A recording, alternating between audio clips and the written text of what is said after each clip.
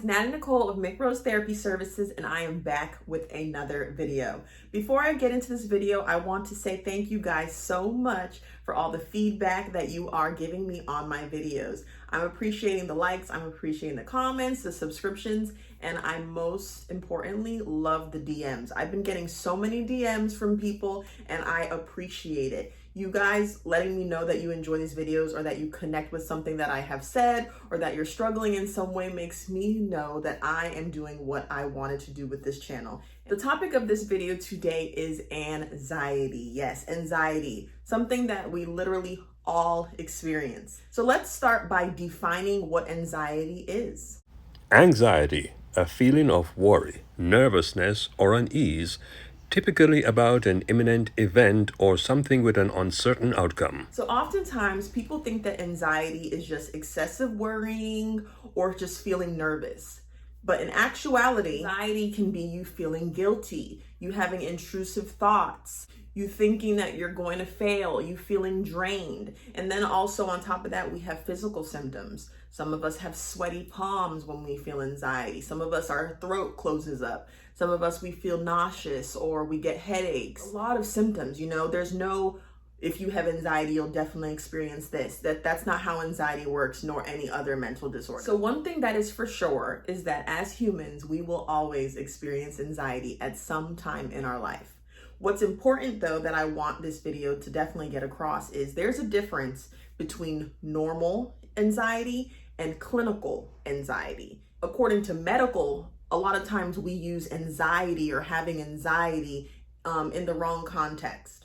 Anxiety is the most common mental disorder in the US. However, just because you experience anxiety does not mean that you have an anxiety disorder. Okay, so then it's like, okay, Natalie, sweetie, so how do we know the difference?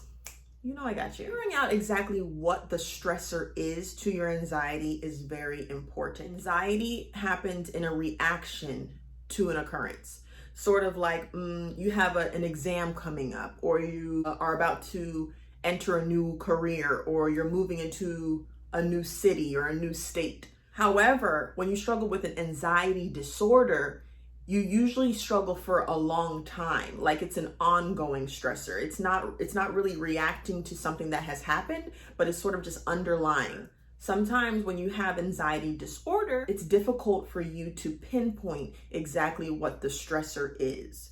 So pretty much what I'm saying is for anxiety, normal anxiety, I'm using the term normal loosely, you can usually identify what the stressor is. For an anxiety disorder, yes, sometimes you can still identify what the stressor is, but sometimes you actually cannot.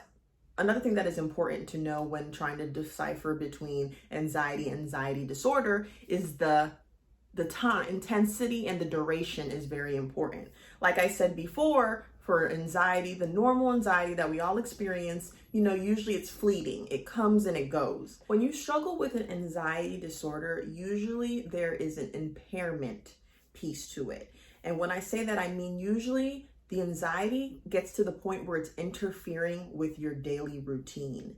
And when that happens, it's sort of like you're missing events because the anxiety is just so overwhelming, or you're avoiding certain things, you're avoiding certain people. For some, it may actually be debilitating. Often another thing that you may experience often is panic attacks. So when you get to the point of having anxiety to the point where it's debilitating, or you can't move forward, or you're avoiding things, you guys, this is important for you to seek help. Firstly, knowing, like I said before, that anxiety is one of the most common disorders. So already you are not alone. And because of that, luckily there's resources for you. So if you feel like your anxiety has come to the point where it's debilitating, it is your time now, seeing this video, to seek help, because there's clinicians like me that are waiting and ready to help you.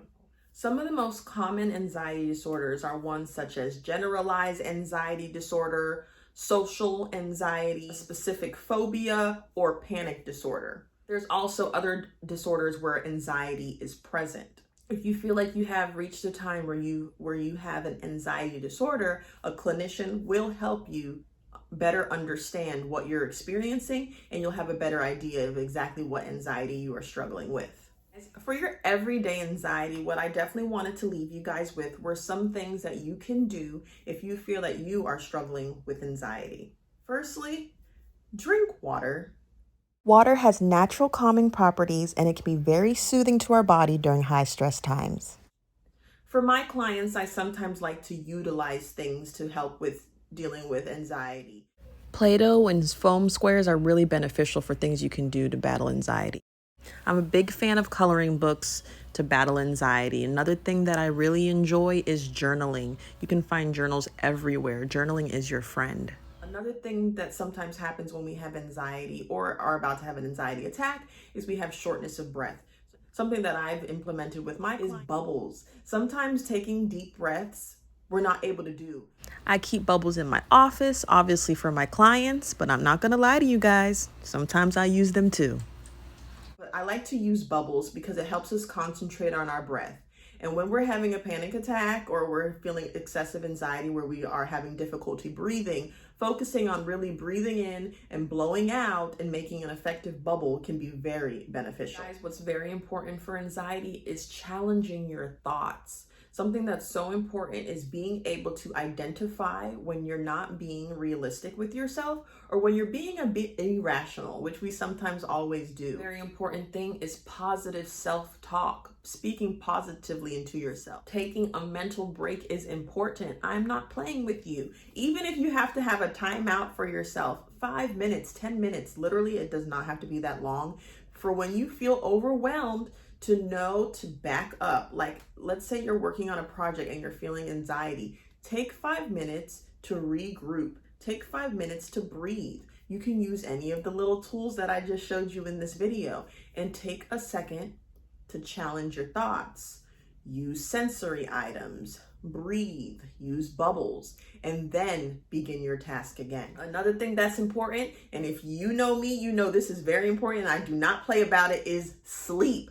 Get your rest, you guys. It is so important that we are getting our rest. I understand, yes, if we sleep for 2 hours, our body will keep going, but we don't have to do that to ourselves. We need rest. Rest is good for you in all areas, not only anxiety, but that's a topic for another day.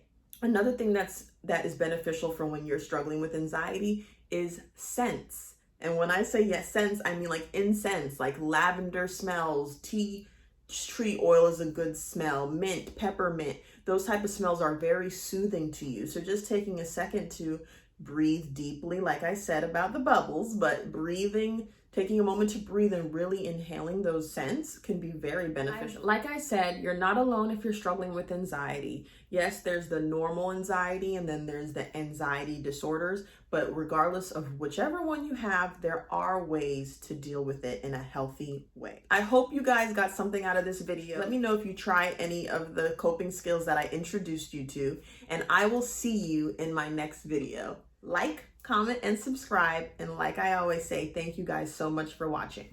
Bye. Is the most common Anxiety is the most common.